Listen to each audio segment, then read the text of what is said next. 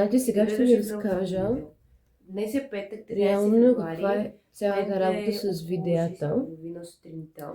понеже И утре с мен няма да Фрага ги за има училище. и Много исках да снимам реално видео на не 14 мога февруари, да снимам но няма да мога влог да снимам за цял видео ден за YouTube на 14 и февруари, реално защото за това го дълги, снимам а днес, нас няма да въпреки ни днес е има. петък и реално часовете са ми малко реших да го по-леки, снимам днес. имам по-малко Ще ви обясня малко часове, повече след малко. но сметка на това днес имам контролна по математика.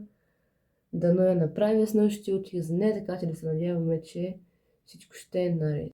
Всъщност, утре на самия ден пак ще снимам видео, но то ще е по-кратко и ще окача в Instagram и в Shorts за тези от вас, които нямат Instagram, но имат YouTube, за да можете да го гледате и вие. И да, но то реално е по-кратко и сигурно ще го снимам само сутринта някъде до обяд, защото няма да мога. Реално аз от доста време вече влизам в вайба, така да се каже, на Свети Валентин, защото и в училище всичко ни е украсено и аз реално от доста време искам да снимам някой влог и като цяло, нали, вече мисля за Свети Валентин, така че е планиран доста време този влог и най-накрая успях да го снимам. Аз реално доста време не бях снимала нищо. Някъде от есента мисля, че ми е последното видео. И много ми се искаше да снимам нещо и сега 2026 ще се опитам да снимам малко по-често, когато намеря време. Аз реално не знам дали съм ви разказвала, но на мен графика през дните, които съм на училище, ми е много гъст и реално нямам много време за тези влогове, а пък и имам и да уча като се прибера. Аз преди се прибирам доста късно от училище, затова единствения вариант е уикендите. Понякога и уикендите ме няма тук. В смисъл, ние сме в Пловдив, обаче имаме много други ангажименти, имам нужда за много контролни и реално не ми остава много време, но ще се опитам да го променя. Реално това видео смятам да го кача утре или в неделя, когато успея да го обработя, защото обработването на видеята е доста по-трудно от тези за Instagram. В принцип, аз предпочитам сутрин да ставам към 7 и да си лягам възможно най-рано, което не винаги се осъществява, но реално като си стана в 7, така някак се чувствам малко по-наспана и реално в дни, които ще ставам в 6:30, гледам да си легна по-рано, още по-рано, за да може това да не ми се отрази през деня, за да може да имам енергия и да издържа реално, защото дните ми реално са много дълги. Честно казано, доста време ми е интересно да направя Get Ready With Me, в което говоря такова по-кратко видео в Instagram или просто да го включа в някой влог. Обаче винаги като почна да го правя и някакси не знам на каква тема да говоря. И в случая намерих тема, доста теми, така че да, исках да опитам, защото ми беше интересно. Така, сега ще махнем това.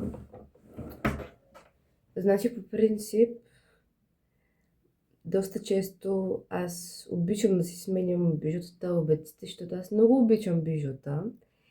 И да, днес за пореден път ще отида с различни обеци. В смисъл, аз нали, повтарям едни същи обеци с няколко дена, то е нормално. И почти всички май съм си ги слагала на училище, само някои такива по-екстравагантни или пък висящи не ги слагам, защото може да стане някой инцидент в училище. Но аз реално много обичам да сменям обеците и като цяло да нося бижута. Косата и да искам много не мога да се среша, така че преминаваме нататък. Значи аз в принцип съм много запалена по парфюми, което не е много хубаво, може би, но реално много ми харесвам в момента, така че в момента ще си избера парфюм. Оправихме парфюма, не знам дали не забравям нещо, но имам време докато тръгна на училище. Сега отивам да закусвам. Вече е малко по-светло навън, преди малко беше много тъмно, но аз все пак пуснах лампата, понеже аз си нося неща за ядене от вкъщи, По принцип се носи само закуска, защото свършвам най-лошия случай в 2 часа и ям след училище. Не винаги е в къщи, но винаги ям след училище обяда си. Така че сега ще ви покажа какво си взех за закуска. Значи водата или в случая чая е задължителна част. Ето продължаваме в тази кутийка, в която имам тук едни такива като филийки. И тази бисквитка, която е с ръчица. Преди си носех отделна чанта за храната ми, но ми идваше малко повече да нося толкова много чанти. Затова сега се слагам в средния джоб на раницата.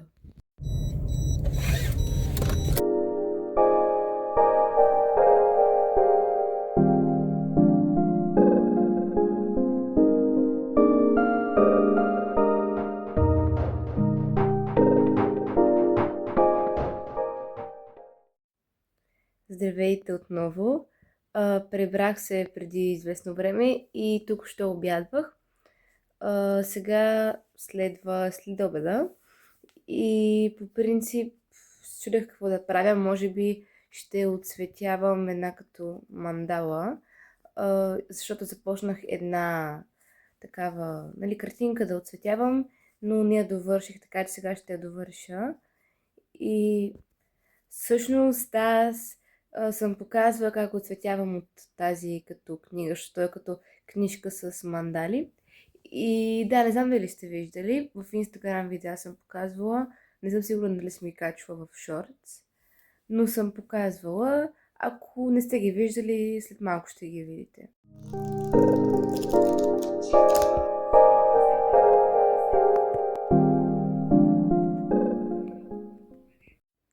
Както вече ви показах, отцветих мандалата и сега е време да направим кексчета за Свети Валентин, за които ви казах, че ще направим. Те са такива като по форма за насърчица и после ще ги украсим.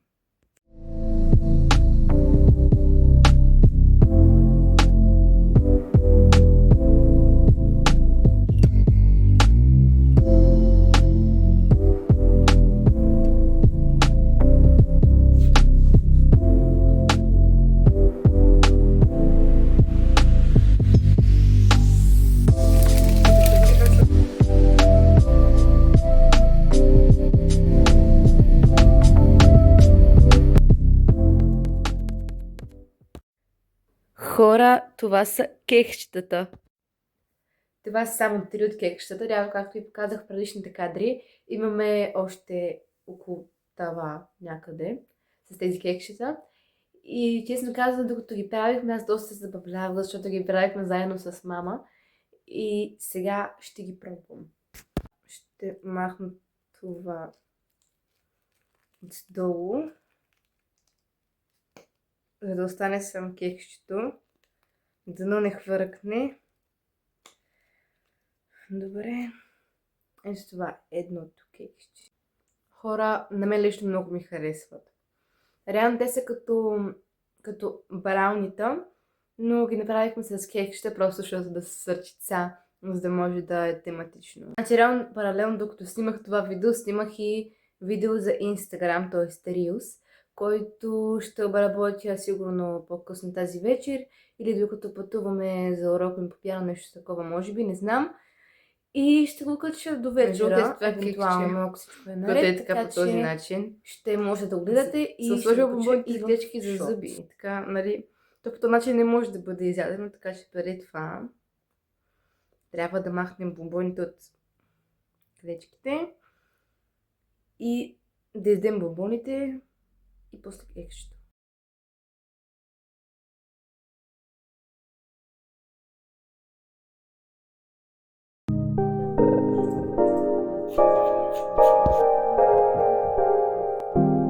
Както виждате, или не знам дали виждате, тук ще се оправих за урока ми по пиано и след малко тръгвам.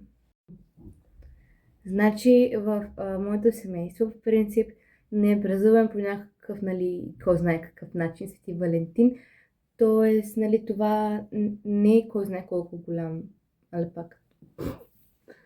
Значи в моето семейство по принцип не празнуваме по кой знае какъв начин Свети Валентин, не правим някакви много специални неща.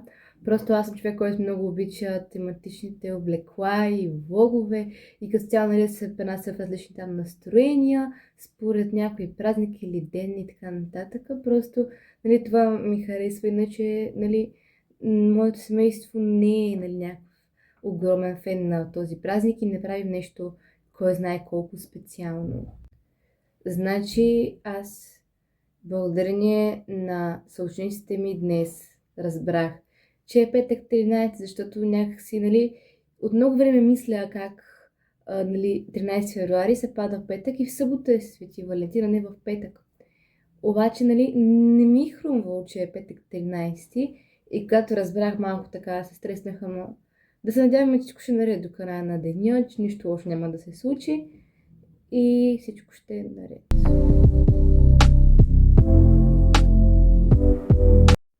Току-що се прибрах и преди да съм се прибрала, искам само да ви кажа, че пица вечер ще има, така че след малко почваме да правим пицата.